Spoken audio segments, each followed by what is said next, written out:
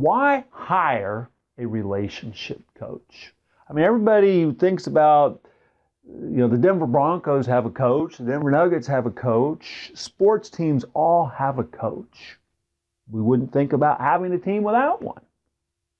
But why should you hire a relationship coach? Hello, my name is Troy Beans with 78freethrows.com. Let me ask you this question. Do you plan on getting a divorce?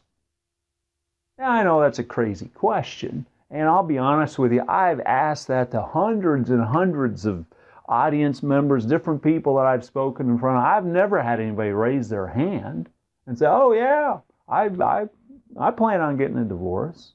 We don't plan on it. But then we look out there and we see the incredible numbers of divorce that is all around us. How is that going to be different for you? How are you going to change that? So why do we look at this so differently? Why do we hire a coach for sure for sports, but we don't for a marriage, which is arguably the most important relationship we'll ever be in? Well, let me explain it this way. For example, I coached high school basketball. Games 32 minutes long. You practice real hard, you go through preseason and tryouts, and you cut people, and you do all those different things. And now you have a team, and you play your first game, and you play for 32 minutes, and at the end of those 32 minutes, you're either going, you know what, feeling pretty good about who we are, we won that game, or ouch, got blown out by 20 points, we're not very good, we have got to get better. There's a very, very short time frame in athletics. And you find out real quick where you are and where you aren't, and what are you going to do to change this? Where in relationships or in life, we don't have those kind of time frames. We go months, years. We look at a relationship, I'll be married for 50 years. I'll do that next month. I'll take care of that later. Oh, I think I'm good enough. We don't know. We don't know. We're not keeping score here. And, we seem to be doing as good as anybody that's around us. I'm not saying they're doing very good, but we just don't have that instant feedback. And so we think we can go at it alone. We think we can do it without it. If an athletic team needs a coach to put things together, to help really organize and turn this into a team so that they can win championships, I think the exact same thing applies for relationships. To have a coach that can help you get to winning a championship. So what does it mean to win a championship? Well, again, going back to basketball, or sports in general, to win a championship, you have to start with fundamentals. And in athletics, it's in the feet. If the feet aren't right, nothing else works. I mean, if you're going to serve a tennis ball, shoot a basketball, throw a football, play ice hockey, virtually anything done on land, it starts in your feet. And if your feet aren't right, you really can't do anything else. So what is the fundamental for relationships? I'm sure we could talk about a lot of different things, but to me, the key fundamental in a relationship is communication. Now, that's not cliche. I don't know what is. So if it's communication, okay, well, what exactly does that mean? Well, communication goes a whole lot deeper than just talking to each other. I'll give you an example. I started dating a girl my senior year in high school. In my mind, she was the most beautiful girl on campus, great person, and I fell head over heels for this young lady. I mean, I was crazy about her. So we go from, started dating around October-ish, somewhere in there, maybe November, and boom, this relationship just goes all the way to the end of the year. The yearbooks come out, and she signs my yearbook, and I get it back, and here's this big, long page, more than a page, of all this stuff and all these things. She gives me her yearbook with this big, huge area that I'm supposed to fill out. And I looked at that. I read what she wrote. I looked at this page, and I went, I have no idea what I'm going to write on this page. Now, call me a guy. Make excuses here. Call me a guy. Call me someone who just can't put my feelings, words on paper with a pen. But if I was going to be really honest on that page, I'd probably put 2 sentences. You're absolutely beautiful, and you make me feel good. Past that, that's clueless. I hate to admit that, but it's just the accurate truth.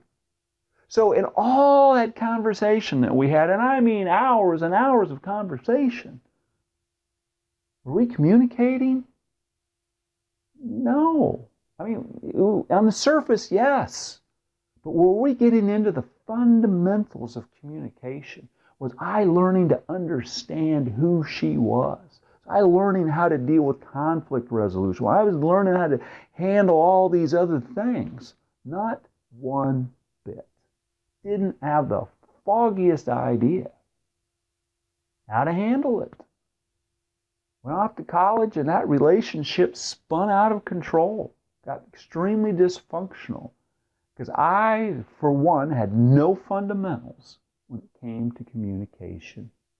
Your marriage is the most important relationship that you'll ever have. You'll have kids, you'll have jobs, you'll do a lot of things, but the kids go away, you'll love your kids, you'll be crazy about your kids. And if you have a 40, 50, 60-year marriage that is growing and progressing every day, every month, every year, you will have something that virtually nobody else has. Most people just do not ever reach that level in a relationship. Invest in yourself. Invest in your marriage. Hire a coach. Figure out, how am I going to make sure that we are doing this the correct way? On a scale of 1 to 10, it's my personal opinion that the average good marriage in America is a 3. And that's kind of scary, but you know, most marriages end, or half of them end, or whatever it is. And the ones that are good really are just getting by. Why? Because they don't know. They don't have a coach. They don't know what it could be. There's just not enough examples out there. So often you hear the term, well, you know, you get married and over time, you know, the emotions diminish and feelings go away and it just is what it is. That's pure baloney. That's nonsense. That's absolutely ludicrous. That's crazy. That makes no sense whatsoever. Does it happen most? Yeah, it happens a lot. It is the norm. But it should never happen. Again, in a sports analogy, if you had 10 teams and you played a tournament, you'd have 1 win and you'd have 1 clear at the bottom. You could rank them 1 to 10. 1 would be terrible, 1 would be great. In marriage, every single person, every single marriage can be a 10. This is not a competition. You can achieve it. You can have it. You can get there. It can be yours.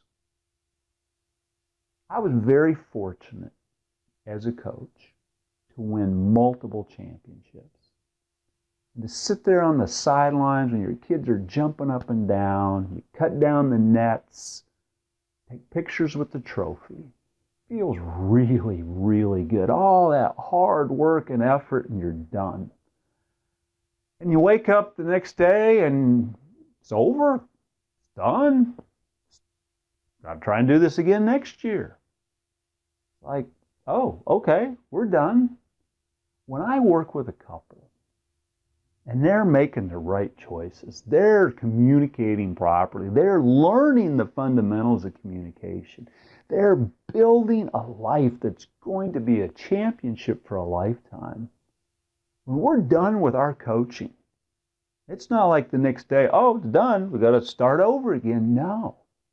all of a sudden a world opens up that's 10, 20, 30, 50 years in front of us.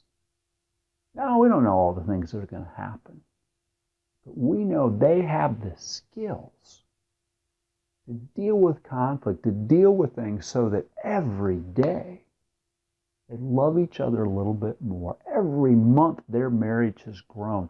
Every year is better than the last. I mean, they're not going to go through stuff. Of course, we all do. We live in a tough world.